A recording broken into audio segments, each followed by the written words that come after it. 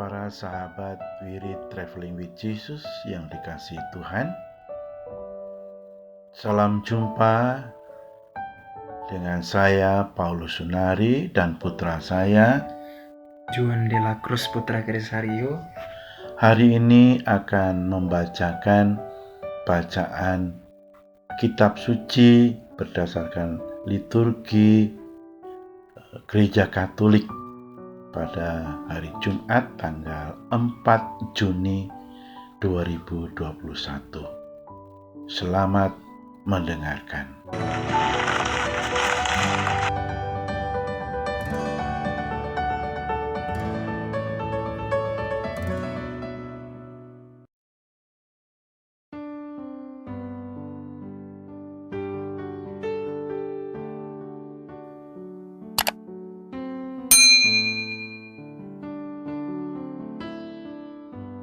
Bapak, Ibu, Saudara sekalian, selamat datang di channel Traveling with Jesus, teman baca Alkitab setiap hari bagi Anda semua. Bacaan kami ambil dari kalender liturgi Katolik. Mulai sekarang, Anda bisa mengakses bacaan yang kami bacakan dalam bahasa Indonesia, Inggris, dan Italia. Bacaan dalam bahasa Indonesia dan Inggris dapat diakses setiap hari Senin sampai dengan Sabtu, dan khusus bahasa Italia hanya pada hari Minggu. Selamat menikmati tayangan kami. Tuhan memberkati.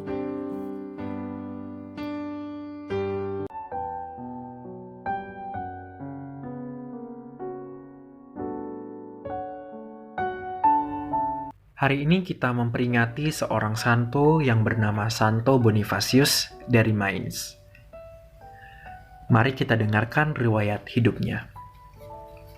Winfried disebut juga dengan Winfried, Winfred, atau Winfried, nama pemberian orang tuanya. Lahir sekitar tahun 673 sampai 680 di Crediton, Devonshire, Inggris.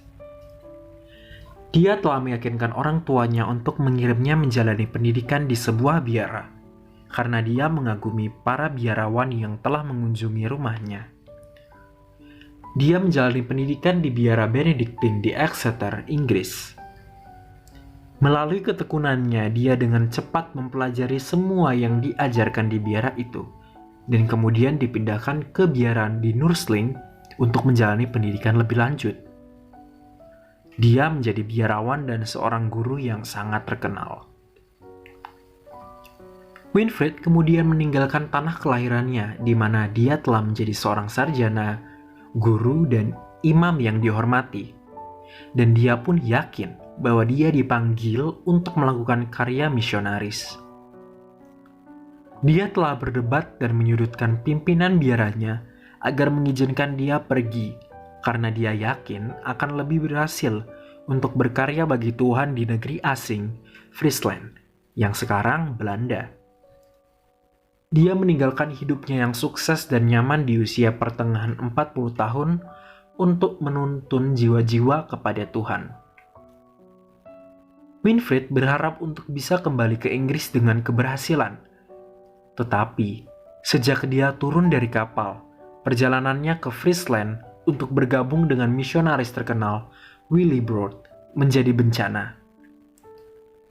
Penguasa Friesland, Radboud, telah menyatakan perang terhadap umat Kristen.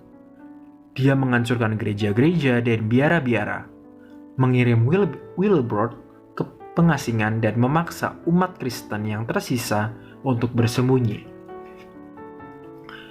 Winfried mencoba untuk meyakinkan Radboud agar dia dan teman-temannya diizinkan untuk melakukan pewartaan, namun sia-sia. Akhirnya dia tidak punya pilihan selain kembali ke Inggris beberapa bulan kemudian dengan kegagalan. Dalam keadaan seperti itu, seseorang akan mudah menyerah dan mundur dari karya misionaris. Hampir setiap orang akan melihat kegagalan seperti itu sebagai petunjuk bahwa Tuhan menghendakinya untuk tetap tinggal dan melayani di Inggris. Winfried pun menyadari bahwa Allah telah memberinya sebuah petunjuk dan dia juga menyadari bahwa dia telah keliru. Namun kekeliruannya bukan pada panggilannya, tetapi bagaimana dia menjalani panggilan itu. Dia percaya bahwa apa yang dibutuhkan untuk memastikan keberhasilan karya misinya adalah jawaban dengan penuh semangat atas panggilan Tuhan. Sekembalinya ke Inggris, dia mulai merencanakan perjalanan misinya yang kedua. Dia mempertahankan semangatnya, tetapi mengarahkannya dalam organisasi dan persiapan untuk perjalanan misinya itu. Dia akan pergi ke tanah kaum kafir, tetapi pertama-tama dia akan pergi ke Roma. Pada karya misionaris sebelumnya, tidak ada otoritas yang mendukungnya, tidak ada yang mengirimnya ke sana, dan tidak ada yang akan membelanya ketika dia membutuhkan bantuan atau dukungan. Maka dia pergi menjumpai Paus untuk meminta dukungan dan legalitas dari gereja. Paus Gregory II cukup tertarik, tetapi dia masih kurang yakin dan dia berbicara dengan Wilfrid sepanjang musim dingin sebelum akhirnya mengutus Winfried untuk menjalani karya misi percobaan ke Thuringia di Jerman. Pada tahun 719, Winfried mulai melakukan karya misionaris ke Jerman, dibantu oleh Santo Albinus, Santo Abel, dan Santa Agatha. Dalam surat kuasa yang diberikan oleh Paus tertanggal 15 Mei 719, ada catatan pertama yang menunjukkan nama baru Winfried, yaitu Boniface atau Bonifacius. Nampaknya Paus memberikan nama itu karena sehari sebelumnya adalah hari raya seorang martir dengan nama itu. Sejak saat itu, Winfried dikenal sebagai Bonifacius oleh semua orang yang mengenalnya. Para misionaris sebelumnya telah datang ke Thuringia, tetapi gereja di sana dalam situasi yang buruk, terisolasi, dan tunduk pada tahayul dan ajaran sesat. Bonifacius menyadari bahwa dia tidak akan mendapat bantuan dari para rohaniwan dan rahib setempat. Dan dia telah belajar di Friesland bahwa dia tidak dapat mewartakan firman Tuhan seorang diri. Dia hendak meminta bantuan ketika dia mendengar bahwa Radboud telah meninggal dan misionaris Willibrordus kembali lagi ke Friesland. Bonifacius segera berangkat ke Friesland, di mana dia pernah mengalami kegagalan, dan mungkin dia kembali dengan harapan untuk bisa menebus kegagalan sebelumnya. Bagaimanapun juga, tampaknya dia mengambil pelajaran dari apa yang telah dia alami sebelumnya, dan mengikuti pelatihan lebih lanjut dari seorang tokoh karya misionaris, yaitu Willibrordus. Selama 3 tahun, dia menghabiskan waktu bersama Willibrordus. Bonifacius pun membantu sebanyak yang dia peroleh. Dia sangat banyak membantu sehingga Willibrordus yang sudah berusia 60-an tahun ingin menjadikan Bonifacius sebagai penerusnya. Tetapi setelah menjalani pelatihan, Bonifacius merasakan panggilan untuk melakukan karya misionaris di Jerman yang ditinggalkannya. Dan meskipun Willibrordus memintanya untuk tetap tinggal, pada akhirnya dia pergi ke Hesse. Tidak seperti Thuringia atau Friesland, Hesse belum pernah menerima pewartaan Injil. Bonifacius harus memulai dari awal. Dia membutuhkan lebih banyak dukungan untuk berurusan dengan para kepala suku yang merupakan sasaran pertamanya untuk dipertobatkan. Dan sekali jadi dia mengajukan permohonan kepada Paus. Selama kunjungnya ke Roma, Paus mentahbiskan Bonifacius sebagai Uskup Agung Mainz. Bonifacius kembali ke tanah misi dan mendapati bahwa keadaan semakin memburuk. Orang-orang tertarik dengan kekristenan, tetapi belum bisa meninggalkan kepercayaan dan tahayul lama mereka. Mungkin karena takut berbeda dengan warga yang lain atau takut dengan kemaharan para dewa. Menyadari bahwa orang-orang itu membutuhkan alasan untuk menghentikan kebiasaan pagan, Bonifacius memanggil suku-suku itu, dan dengan disaksikan orang-orang Bonifacius mendekati pohon ek raksasa, Geismar. pohon suci yang didedikasikan untuk Dewa Thor. Sambil membawa sebuah kapak, beberapa orang merasa gemetar dengan setiap hantaman kapaknya. Tetapi tidak ada yang terjadi. Akhirnya pohon itu retak, terbelah menjadi 4 bagian, dan dikisahkan bahwa pohon itu jatuh ke tanah dalam bentuk salib. Bonifasius berdiri tegak dengan kapak di tangan, tidak terluka oleh dewa-dewa lama mereka, menunjukkan kekuatan dari Allah dan berkata, "Seberapa kuat dewamu yang perkasa, Tuhanku lebih kuat dari dia." Reaksi orang itu bermacam-macam, tetapi beberapa orang mulai bertobat. Satu tradisi tentang Bonifasius mengatakan bahwa ia menggunakan kebiasaan penduduk sempat untuk mendukung usaha pertobatannya. Ada sebuah permainan di mana mereka melemparkan tongkat yang disebut kegels pada tongkat kecil yang disebut Hades. Bonifasius membawa ajaran agama ke dalam permainan itu. Dia menggambarkan Hades sebagai setan dan menjatuhkannya sebagai gambaran akan kekuatan Allah yang Maha Kudus.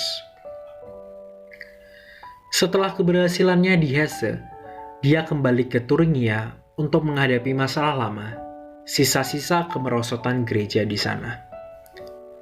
Karena tidak mendapat bantuan dari para rohaniawan di Thuringia, dia meminta bantuan ke Inggris. Biarawan dan biarawati Inggris menanggapi permintaannya dengan antusias selama bertahun-tahun. Banyak surat-surat Bonifasius yang masih tersimpan, termasuk surat menyuratnya dengan para pendukungnya di Inggris. Pembaharuan gereja adalah tantangan terbesar di Thuringia, dan dia memiliki banyak pertanyaan yang sulit untuk dijawab.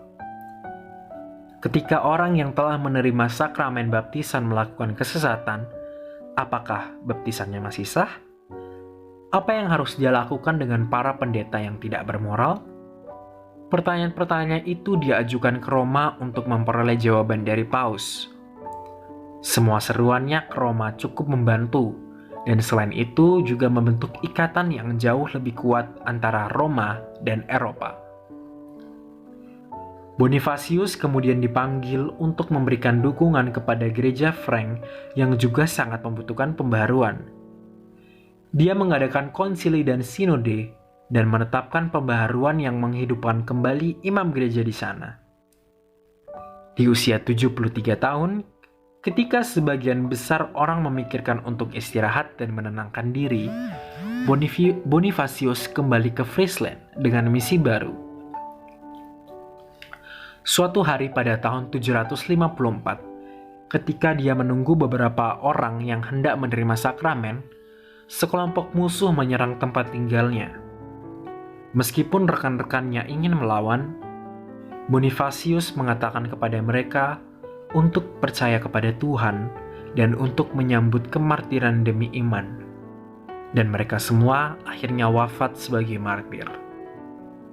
Santo Bonifasius bersama 52 orang rekannya, termasuk Santo Adalar dari Erfurt, Saint Elaher, Santo Euban dari Utrecht, Santo Gundekar, Saint Hadulf, dan Saint Wachar, wafat sebagai martir pada tanggal 5 Juni 754 di Dokkum, Friesland, dan dimakamkan di biara di Fulda, Jerman. Dia dihormati sebagai santo pelindung bagi pembuat minuman, penjahit, bagi Jerman, Keuskupan Agung Saint Bonifasius di Manitoba, Kanada, dan Keuskupan Fulda di Jerman, dan World Youth Day atau Hari Kaum Muda Dunia. Santo Bonifasius dilambangkan dengan kapak, buku, air mancur, rubah, dan pohon ek, juga burung gagak, cambuk, mata air atau pedang. Dia biasanya digambarkan sedang memegang kapak di bawah pohon ek, membawa buku yang ditusuk dengan pedang, atau sedang menebang sebuah pohon. Santo Bonifasius dikenal sebagai Rasul Jerman. Dia tidak hanya membawa iman Kristen, tetapi juga peradaban Kristen Roma ke negara belahan Eropa ini. Pestanya diperingati setiap tanggal 5 Juni.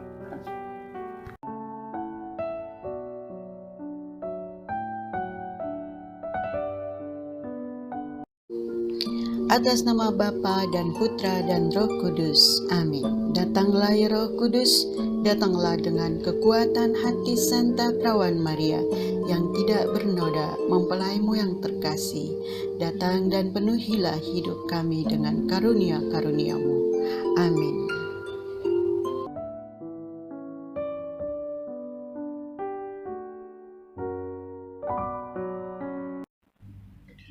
Bacaan pertama. Bacaan diambil dari kitab Tobit bab 11 ayat 5 sampai dengan ayat 14. Pada waktu itu, duduklah Hana mengamati jalan yang bakal dicapai Tobia anaknya. Ia telah mendapat firasat bahwa anaknya tengah datang. Berkatalah Hana kepada ayah Tobia, "Sungguh, anakmu tengah datang, dan juga orang yang menyertainya."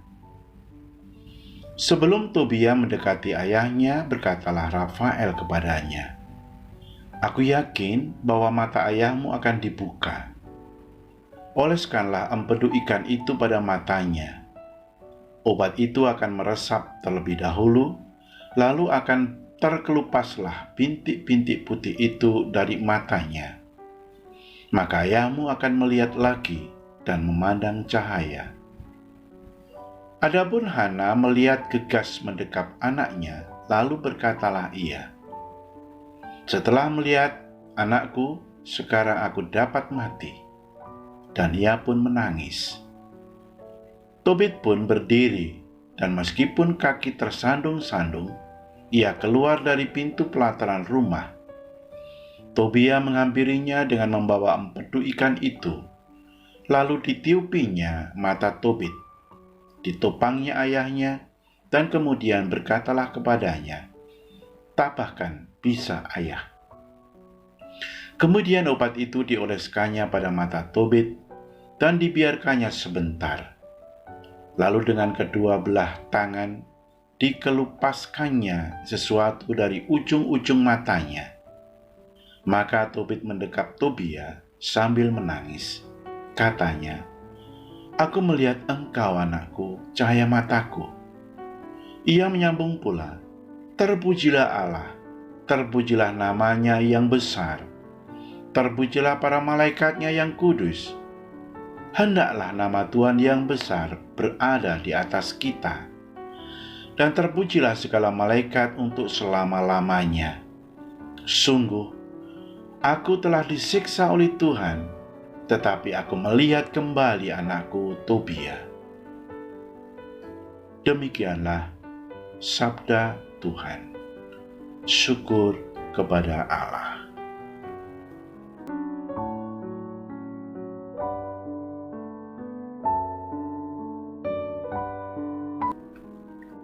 Mazmur tanggapan, refren.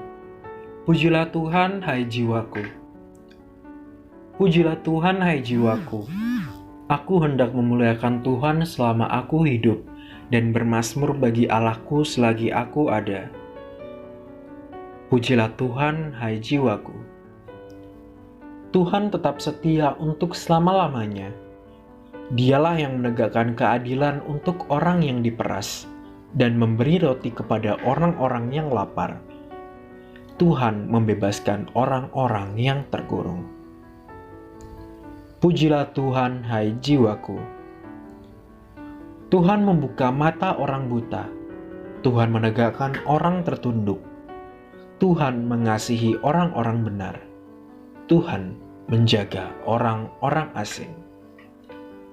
Pujilah Tuhan, hai jiwaku. Anak yatim dan janda ditegakkannya kembali, tetapi jalan orang fasik dibengkokkannya. Tuhan itu Raja untuk selama-lamanya. Allahmu ya Sion, turun-temurun. Pujilah Tuhan, hai jiwaku.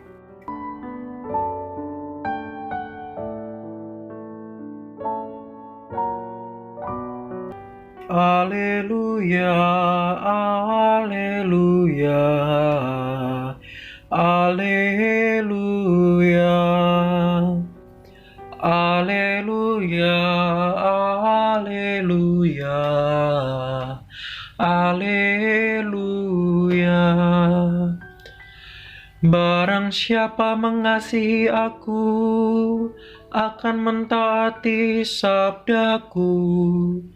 Bapakku akan mengasihi dia, dan kami akan datang kepadanya. Alleluia, alleluia, alleluia.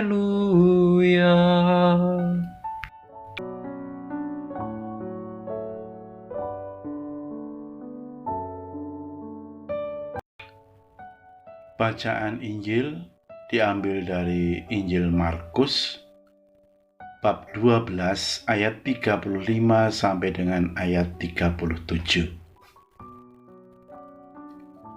Pada suatu kali, ketika Yesus mengajar di Bait Allah, Ia berkata, "Bagaimana ahli-ahli Taurat dapat mengatakan bahwa Mesias adalah anak Daud? Daud sendiri oleh pimpinan Roh Kudus berkata, 'Tuhan telah berfirman kepada Tuanku, duduklah di sebelah kananku, sampai musuh-musuhmu kutaruh di bawah kakimu.' Daud sendiri menyebut dia tuannya. Bagaimana mungkin ia anaknya pula?" Orang banyak yang besar jumlahnya mendengarkan dia dengan penuh minat. Demikianlah Injil Tuhan. Terpujilah Kristus.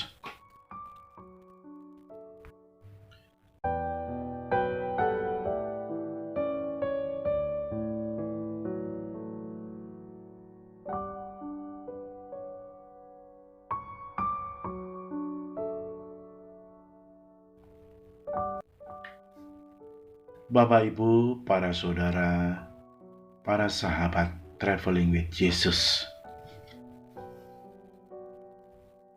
Sebuah pertanyaan yang selalu muncul, bukan saja pada zaman sekarang, bahkan pada zaman dahulu ketika Yesus masih hidup,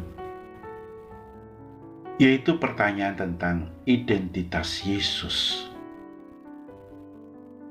Pertanyaannya adalah, apakah Yesus itu benar-benar anak Allah?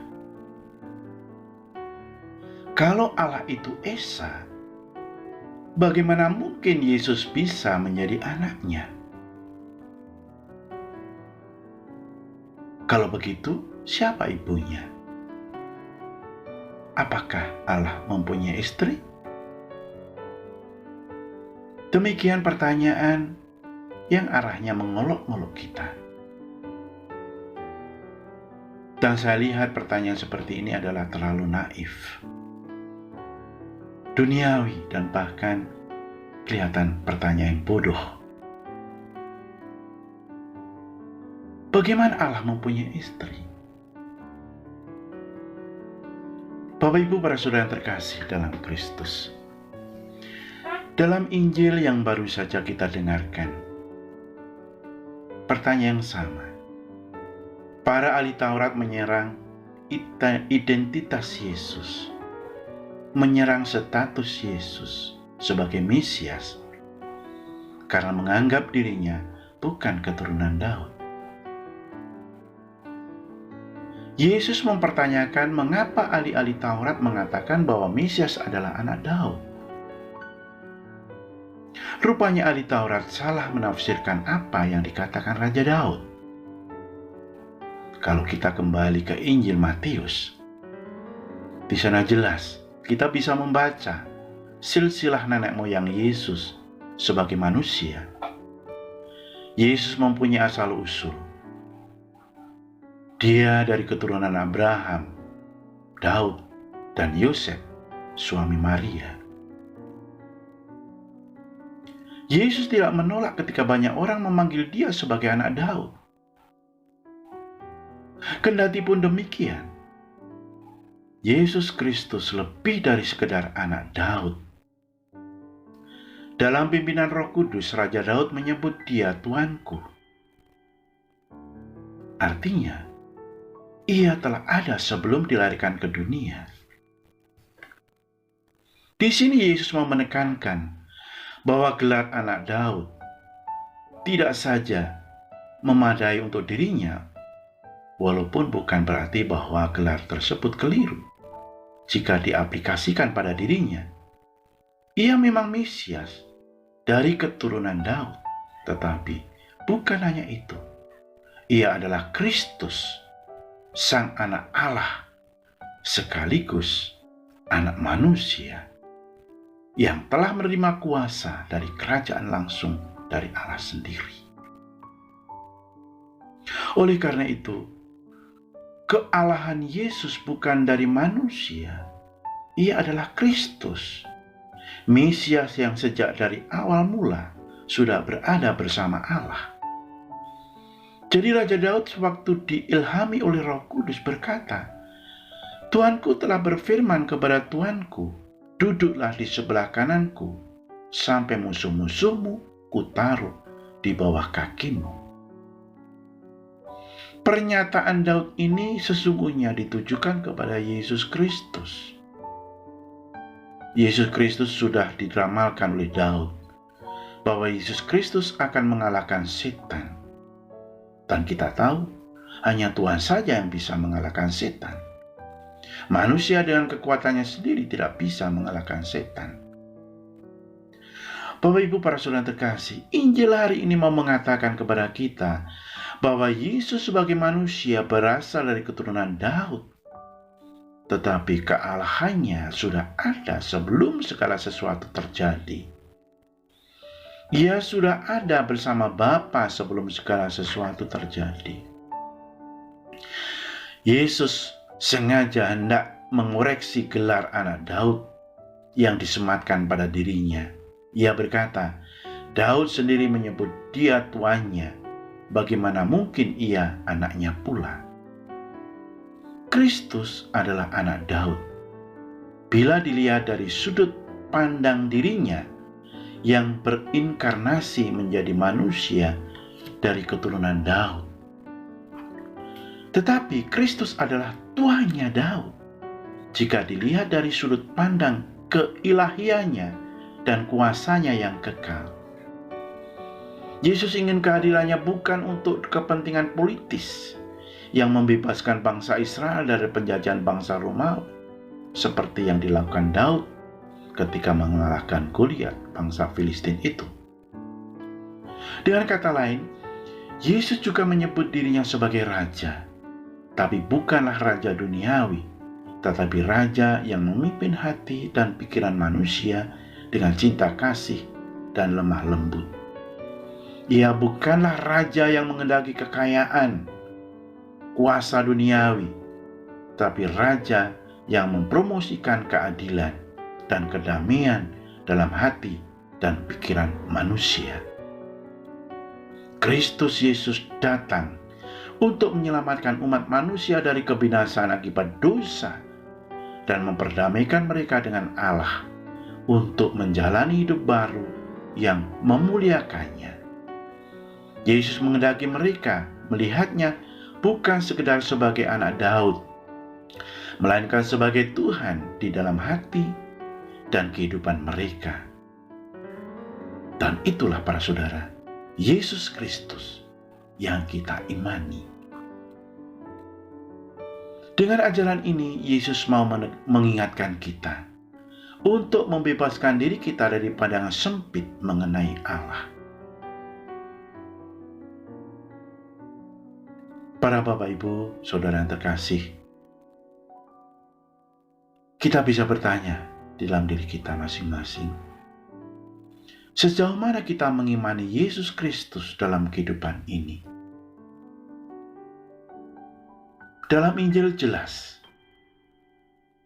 belum cukup bahwa kita mengakui Yesus sebagai Tuhan, artinya percaya bahwa Yesus adalah Allah yang menciptakan langit dan bumi, bahwa Dia Maha Kuasa, dapat melakukan segala sesuatu.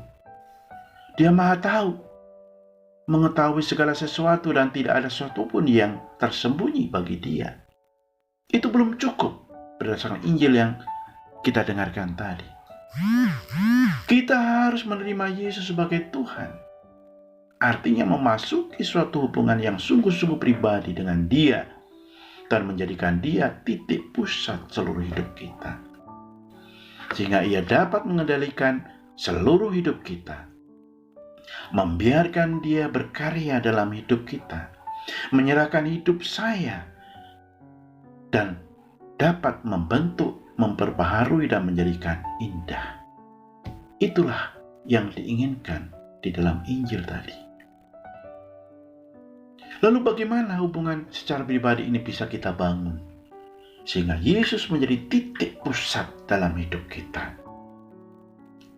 Bapak Ibu para saudara terkasih, dalam bacaan pertama kita bisa melihat bagaimana teladan Tobit. Tobit berdoa, bersyukur kepada Allah yang ia pandang sebagai sumber penderitaan dan sekaligus sumber kesembuhan, sumber kehidupan.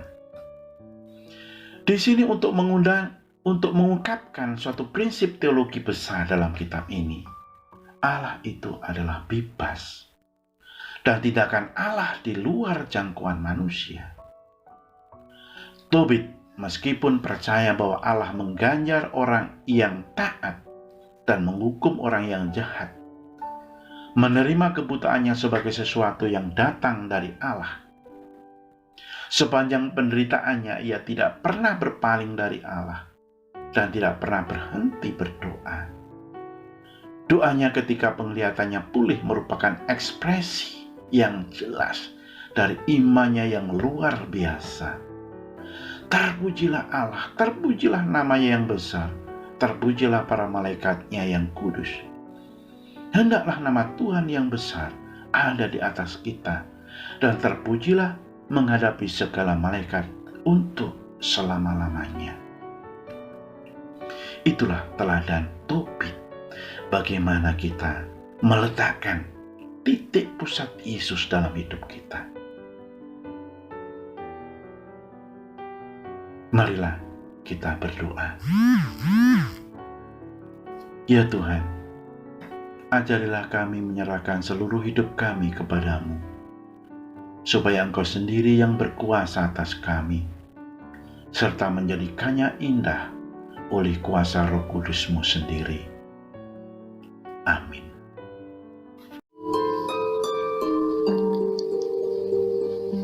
Semoga Tuhan selalu menaungimu, sinar mentari untuk menghangatkanmu, cahaya rembulan untuk mempesonamu, malaikat yang menaungi sehingga tidak ada yang bisa mencelakaimu, tawa untuk membuatmu ceria, teman setia di dekatmu, dan kapanpun kau berdoa, surga mendengarmu. Amin.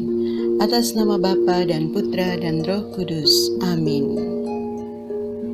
Para sahabat We Read Traveling with Jesus, marilah kita memohon berkat Tuhan untuk kita semua. Tuhan sertamu dan sertamu juga. Semoga saudara-saudari, cita-cita, rencana-rencana, pekerjaan-pekerjaan, kesehatan dan imanmu senantiasa dibimbing, dilindungi, dan diberkati oleh Allah yang Maha Kuasa, Bapa, Putra, Roh Kudus. Amin. Demikian bacaan hari ini. Terima kasih sudah menonton. Jangan lupa subscribe, like kami di Facebook, dan follow kami di Instagram. We Read Traveling with Jesus. Sampai jumpa lagi di video selanjutnya.